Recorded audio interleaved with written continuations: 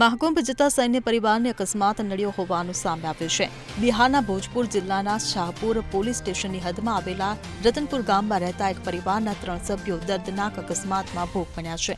માહિતી અનુસાર ઉત્તર પ્રદેશના વારાણસીમાં આ ગમખ્વાર અકસ્માત સર્જાયો હતો, જેમાં 2 લોકો ઘવાયા પણ હતા। તેમને વારાણસીમાં સારવાર અર્થે દાખલ કરવામાં આવ્યા હતા, જેમાં એકની હાલત ગંભીર છે। મૃતકોમાં લેહમાં પોસ્ટેડ સૈન્ય જવાન શિવજી સિંહ, તેમની દીકરી સોનમ કુમારી અને તેમનો ભત્રીજો રાજુ સિંહ સામેલ હોવાનું બહાર આવ્યું છે।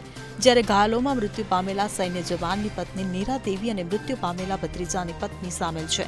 આ બધા લોકો મહાકુંભમાં અમૃત સ્નાન કરવા માટે તેમની પ્રાઇવેટ કારમાં પ્રયાગરાજ જઈ રહ્યા હતા અને આ અકસ્માત નડ્યો હતો। Bureau report CN24 news. હવે જુઓ દેશ દુનિયાની તમામ ખબરો તમારી આંગળીના ટેરવે।